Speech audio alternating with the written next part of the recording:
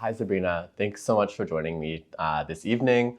My name is Tyler Boyce, and today we'll be discussing a little bit about the school system.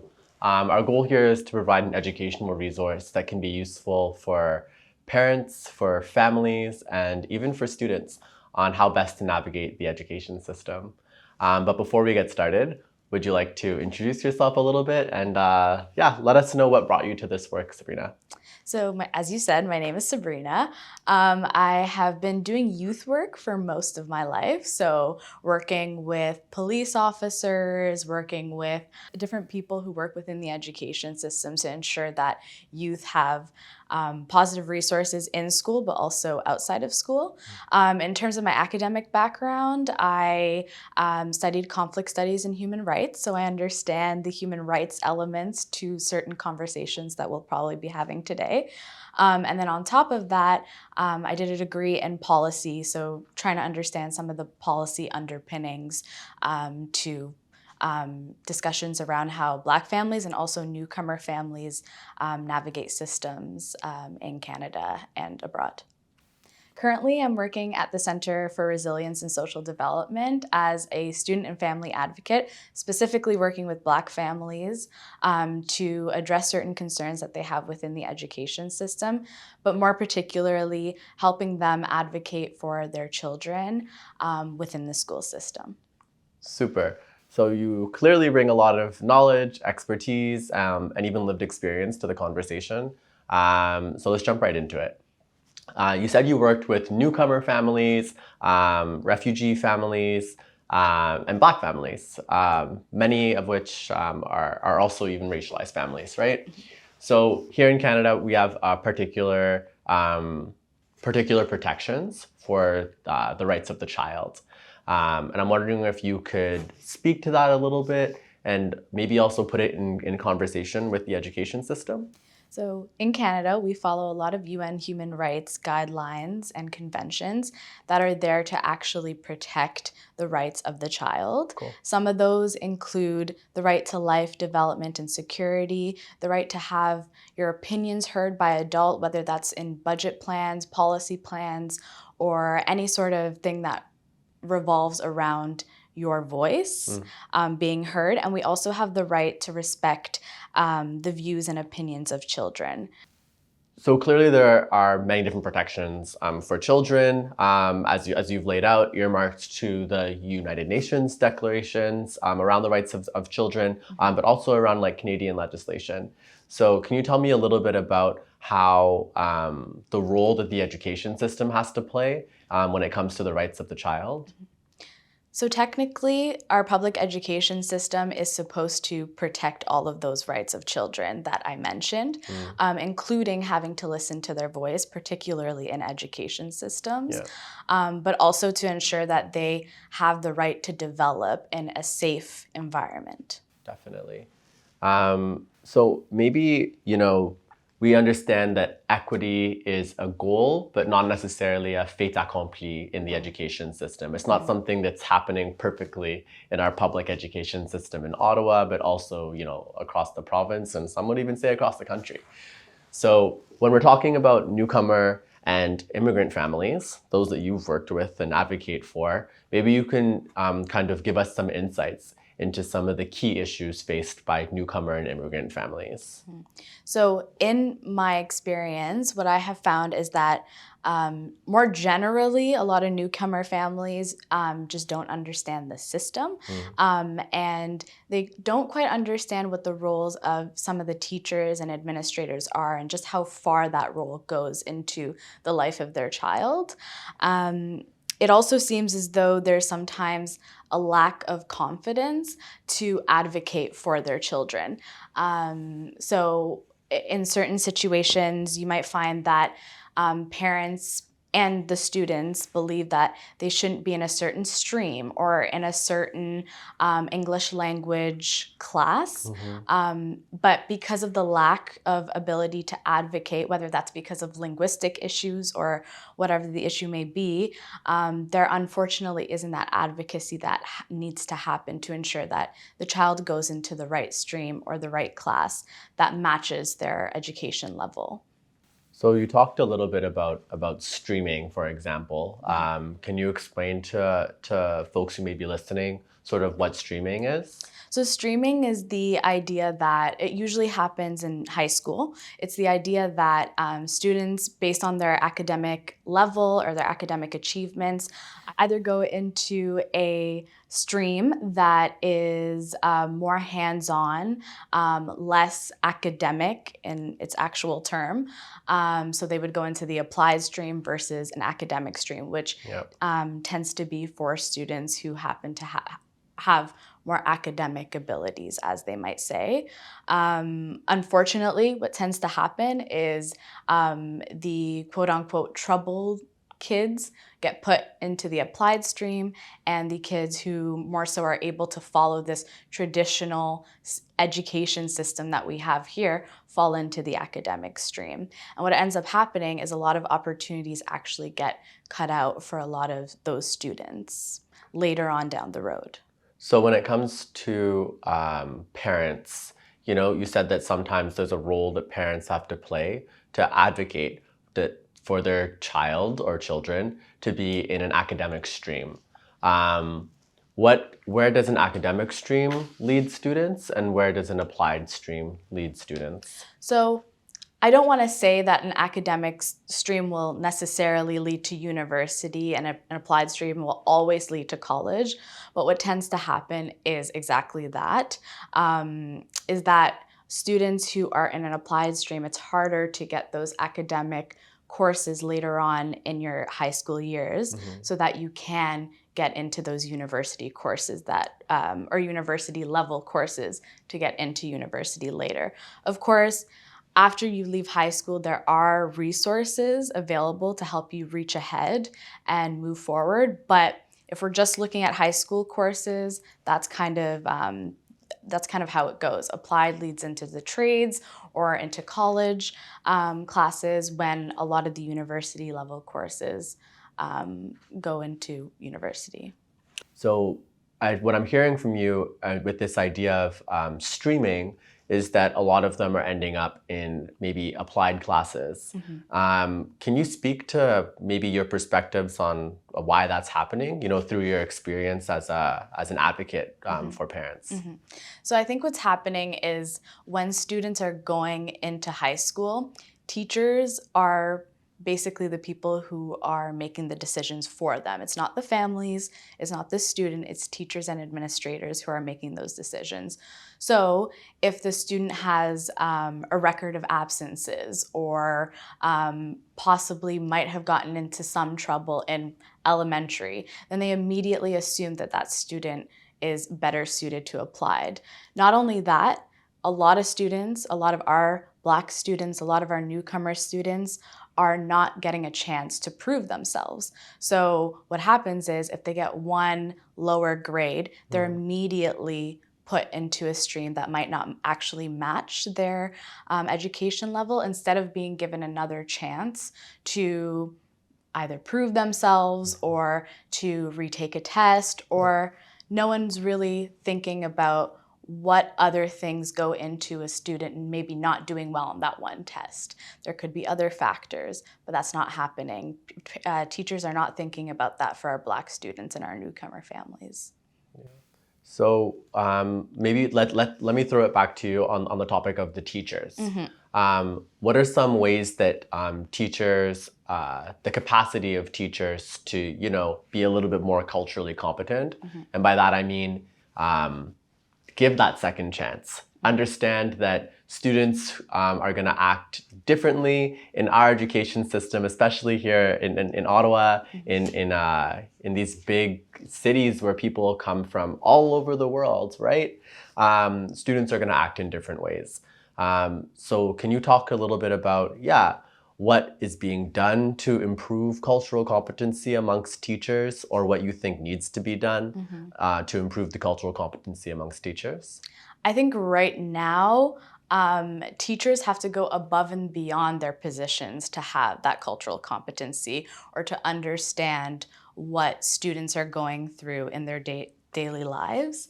I really do not think that we're going to get to a place where all teachers have that cultural competency unless we have serious discussions in our education system and in our boards about anti-racism, about trauma-informed care, and about anti-oppression. Because at the end of the day, a lot of administrators and teachers might have biases towards our students, and therefore, because of those biases not being challenged, that's when they're making decisions for our students that they might think are the best for the child, but really are rooted in some of these key issues relating to racism and oppression.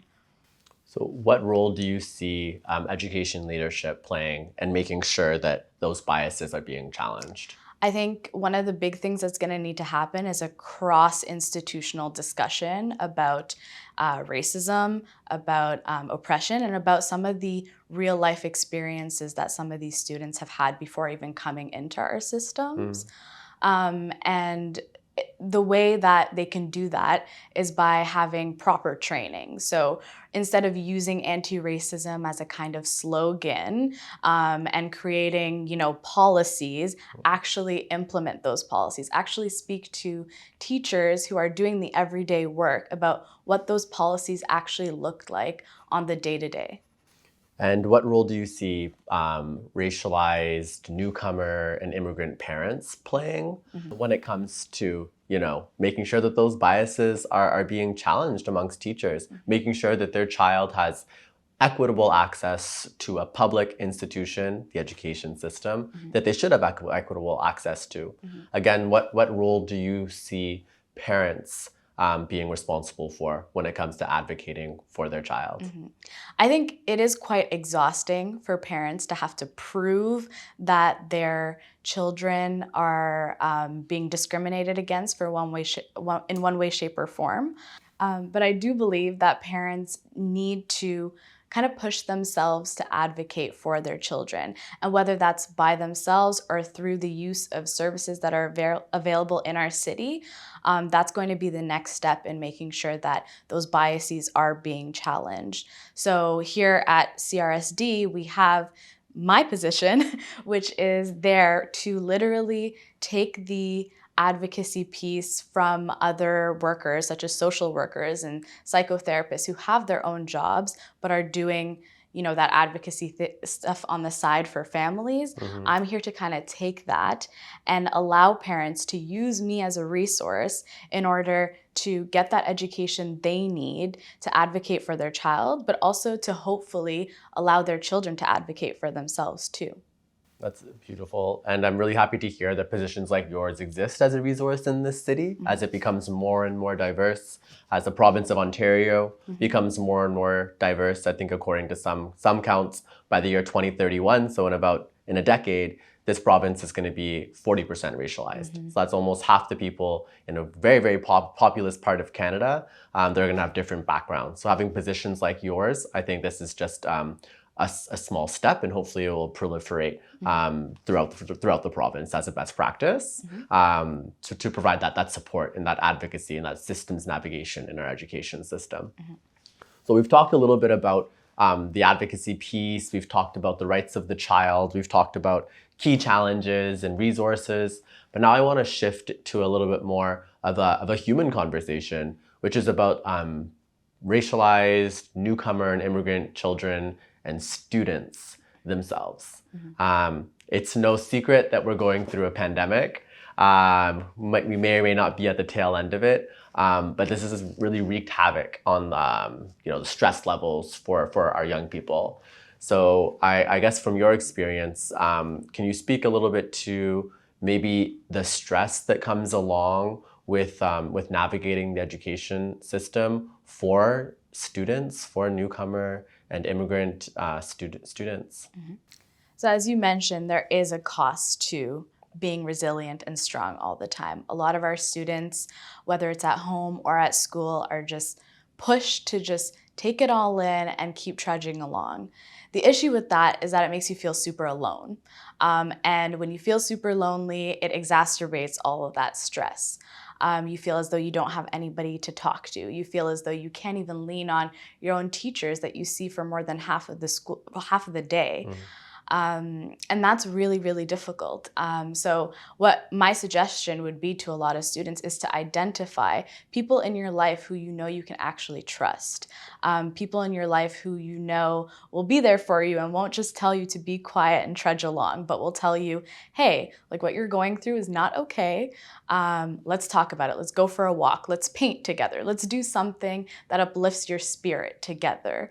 And I think a lot of our students don't get the opportunity to have somebody that gives them that chance to just talk and to just be, because we're always just kind of taught to be strong, especially in the school system. A lot of times what I see is, particularly with our boys, what happens is that, you know, at school they're being put into a stream, or they're being put into situations that they wouldn't have wanted to be in the first place. And instead of kind of fighting for themselves, it brings down their self-esteem, so they don't fight for themselves. And there's no one there to kind of tell them, hey, like, this is not okay, fight for yourself, right? Because whenever they do, they're labeled as aggressive, as annoying, as taking things out of context. And that's something that I tend to see a lot is families who do bring cases of discrimination to a school or to an administration. The administration is always saying that the student is taking things out of context. So if that happens enough times, no one's going to want to speak up about what's going on. They're just going to keep it in. So all of that to say, our students need somebody that will just listen, that'll be there with them, and that'll tell them that what they're going through, whether it's through the education system, the justice system, whatever it is not okay, and that there will be somebody there to just listen. So that's really insightful about, you know, newcomer and immigrant students. Would you mind telling me a little bit about maybe that same cost of resilience? What does that look like for the parents of newcomer and immigrant families? So I think one of the big things that happen is that we have to be strong, same way that our students have had to be strong when navigating these systems. And part of that is just kind of dealing with it all yourself, right? And when you deal with it all yourself, you're not reaching out for help. So one of the biggest costs that I've seen is that particularly Black parents, but also more generally newcomer families, don't reach out to the services that are available to them because there's this understanding that I can do it myself. And only when it gets too bad will I then reach out to a resource, a school resource, a social worker, a psychologist, an advocacy worker. So in a lot of ways, what happens is parents will not reach out to the services because they believe that at the end of the day, they're gonna do it themselves. They know their children best. No one else can help them. And that's the end of the story. So what ends up happening in those cases are families tend to get really worn down by the system. And I think in a lot of ways, systems are actually meant to do that to these families so that they don't speak up about these large issues that are happening in our school system in particular. So what I've seen a lot of times is administrators emailing back and forth nonstop with these families without an understanding that these families have lives, they have other things to do. And the point of that sometimes is to get the parents to a place where they just let go. You know, they don't continue to advocate for their child. Yeah, it's extremely well said. So I really don't want to miss an opportunity to sort of ask you for advice that you would provide to newcomer and immigrant parents and students and families. So if there are three big pieces of advice, three things that you're like, you know what, if you don't remember anything else, remember these three things. What are those three pieces of advice to support, you know, newcomer and immigrant families to successfully navigate this school system, to support their kids to exact their full potential, to take it to the absolute peak of what they can achieve. What are those 3 pieces of advice you'd give? So kind of bouncing off our last question, I think one thing that parents can do is reach out to those services. We have so many services here in Ottawa that help you understand the education system, that provide translation services, that allow you to advocate and to be there for your child when things might go south, right? So one of my big pieces of advice is don't be afraid to ask for help, Although, we are strong people, we have gone through a lot to make us these strong people. At the end of the day, sometimes you do need help, especially when you're challenging these big institutions, right? So that's my first piece of advice. My second piece of advice would be get to know your child. I think a lot of times, schools in particular, teachers in particular, they tell you how your child is. They tell you that your child has behavioral issues. They tell you that your child is not achieving. They tell you that your child should be at a lower level than they actually think they need to be at. And if you know your child well, you have all the information needed to advocate for them when teachers come to you and say, I know your child better than you do. So my big thing would be to get to know your child, get to know what works for them, what doesn't work for them. So for example, a lot of families during this COVID pandemic have struggled with trying to separate, screen time and leisure time. Some of that doesn't work for children. Some children need a little bit of screen time, a little bit of time to go out and play basketball and come back in for that screen time, right? So get to know what works for your child so that you can advocate for them when teachers or administrators tell you that they're not performing how they should be performing. If you know your child, you'll say, well, he's not performing because of XYZ, right? Because he's not getting, time to breathe, time to go outside for a walk, time to take care of himself. Some students work really, really well with, a structure. So if you can provide that structure for your child at home, then that would help teachers understand that you're actually doing something for them, that you're not a disengaged parent, which a lot of times that is actually what teachers want you to believe, is that you're disengaged and that you're not fully there for your child. But when you get to know them and you have proof of what works for them and what doesn't work for them, then you're set to advocate for them. So that would be my second piece of advice. So my third piece of advice would just to try your best to make your child not feel isolated. Again, in the middle of a pandemic, it's very easy for your child to miss their friends, to miss school, to miss structure. So if you can, try and create a space for them where they don't feel alone. Hopefully, like organizing some sort of social activity for them with their friends, like going to the park, playing basketball, anything like that to help them realize that, they aren't alone. Back to the question about stress, like if you feel isolated, it will exacerbate your stress. So if you organize spaces for your child to get that social activity that they need, then hopefully it'll make them feel a little less isolated, let alone when you're trying to fight the system or your child is trying to navigate the school system. Most definitely. And I think that those 3 key pieces of advice are really going to resonate with folks. So to take it in a different direction, I know that you brought up the COVID-19 pandemic and how it has brought on some new challenges for us and a new way of doing things.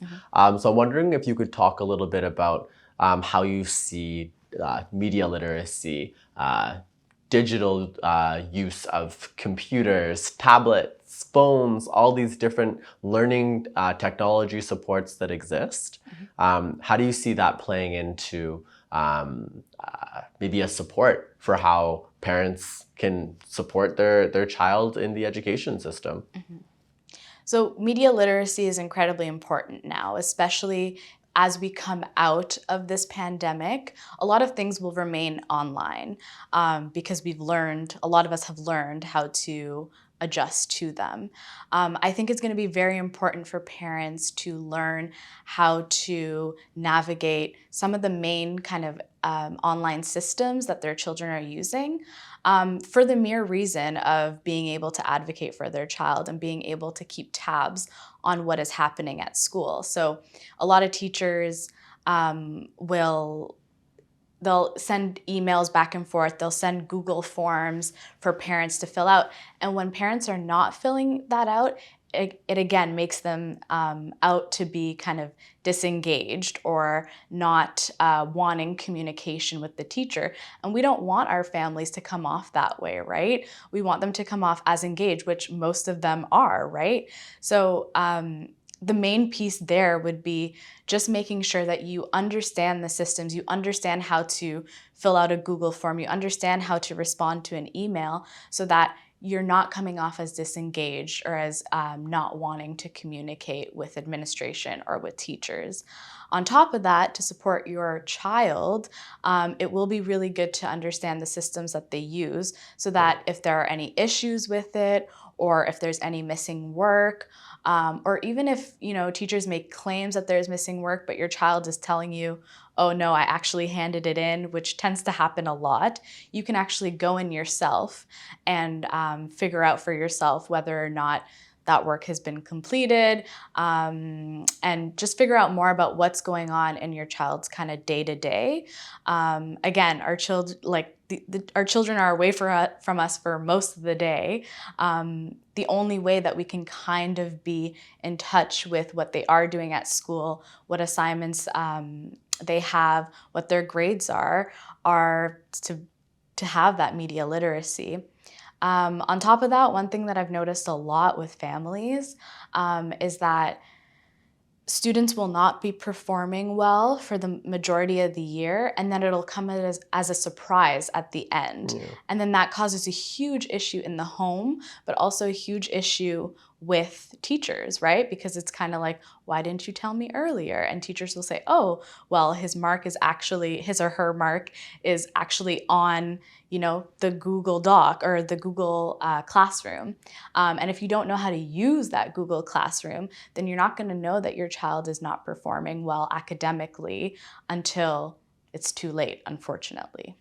Definitely. So I think that is a perfect note to sort of end on, is just having that relationship between the parent and the child becomes so important, particularly in the context of education. I really want to thank you for taking the time, Sabrina, for sharing your knowledge, your expertise, and approaching this conversation really with a sense of empathy for the families and for the stories that we're talking about. I know it shows. So thank you so much. Thank you. And take very good care. Thank you.